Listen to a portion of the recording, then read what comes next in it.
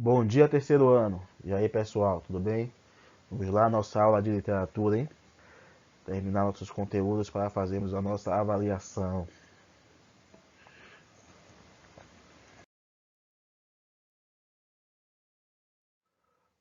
O nosso último assunto da unidade é poesia da década de 1930.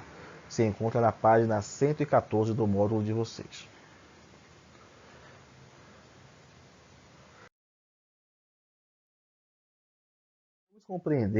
Vamos agora compreender o que é essa poesia de 1930.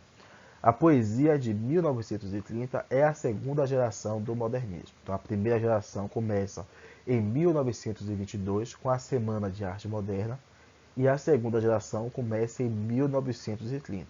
Estudaremos mais sobre esse assunto na próxima unidade. Aqui veremos uma breve análise. Por quê? Porque já temos um acumulado de assuntos imensos que veremos daqui a pouco para avaliação.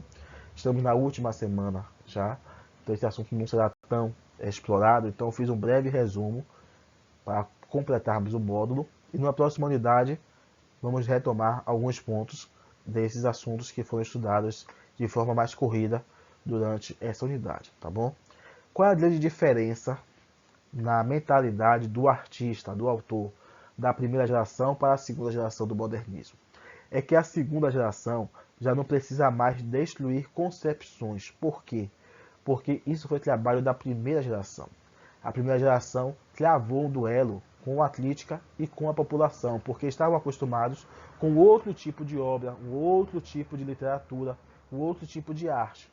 Então, o duelo, o combate, a maior dificuldade foi foi na Semana de Arte Moderna, a geração de 22 ou a primeira geração do modernismo. Então, temos essa grande diferença. Enquanto a primeira geração precisou ser radical na mudança da literatura para que pudesse chamar a atenção do público e fazer com que a crítica começasse a comentar sobre aquela grande mudança, a segunda geração, esse segundo momento do modernismo, não. Eles já puderam propor algo mais coerente, algo mais conciso como poesia, algo com maior valor expressivo. Então podemos dizer que em termos de qualidade de obras, a segunda geração é melhor do que a primeira geração, porque não precisa mais debater, duelar com a opinião das pessoas. E foi essa geração de 1930 que serviu para afirmar alguns autores que já estavam no cenário da literatura e também para colocar outros em destaque. Entre eles nós podemos citar Carlos Drummond de Andrade, que vamos estudar um pouco mais depois, Cecília Meirelles também vamos estudar um pouco mais depois.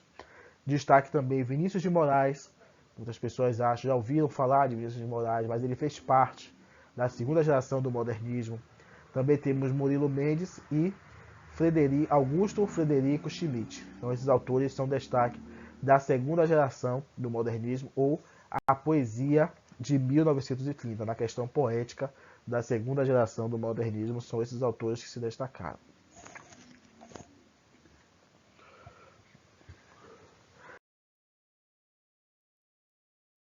Assuntos que vão cair na avaliação.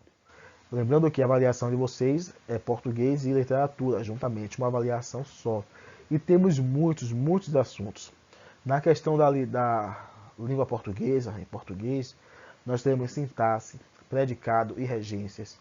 Aí temos aquelas questões de transitividade verbal, predicado nominal, regência verbal, regência nominal. Sintaxe, termos integrantes e acessórios. Aí podemos citar posto, vocativo, objeto direto, complemento nominal, adjunto adnominal, adjunto adverbial, agente da passiva, são todos elementos que estão nesse conteúdo aí. Temos também sintaxe e concordância nominal, aí já é específico, hein? A questão da concordância nominal e também morfossintaxe, as palavras que e palavra si. Então, palavra que e palavra si foi o último assunto nosso de língua portuguesa, certo? Então são assuntos do teste, os três primeiros assuntos, né, foram os assuntos cobrados no teste, os dois primeiros ou três primeiros, mas a maior carga de conteúdo vai estar na parte de literatura. Por que isso? Porque nós temos simbolismo no Brasil e simbolismo em Portugal. Depois tivemos o pré-modernismo, com todos aqueles autores, Augusto dos Anjos, Lima Barreto, Graça Aranha, Euclides da Cunha.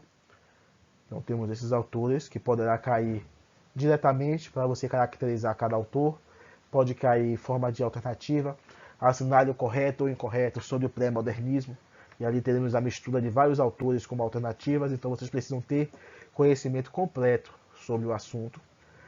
Teremos as vanguardas, que foi o que influenciou o modernismo, futurismo, cubismo, expressionismo, entre outras. Depois chegamos assim ao modernismo em Portugal, que é um assunto que será pouco cobrado, apesar de estar na lista, mas sim será cobrado a Semana de Arte Moderna. Quais foram os eventos que culminaram na Semana de Arte Moderna? O que propôs o modernismo no Brasil? E por fim, poesia da década de 1930, que foi o assunto que vimos brevemente agora há pouco. Então esse pacote aí de conteúdos foram os assuntos estudados na terceira unidade pelo terceiro ano. Ah, professor, não tem como colocar tudo isso na avaliação. Pode ser realmente que não caia tudo isso, caia só 4, 5 assuntos, mas foram todos os assuntos passados. Então, se eu escolher aqui colocar todos ou colocar somente um, eu posso fazer isso porque foram todos os assuntos que foram trabalhados com vocês de alguma forma. Uns mais, outros menos, mas todos os assuntos aqui foram passados.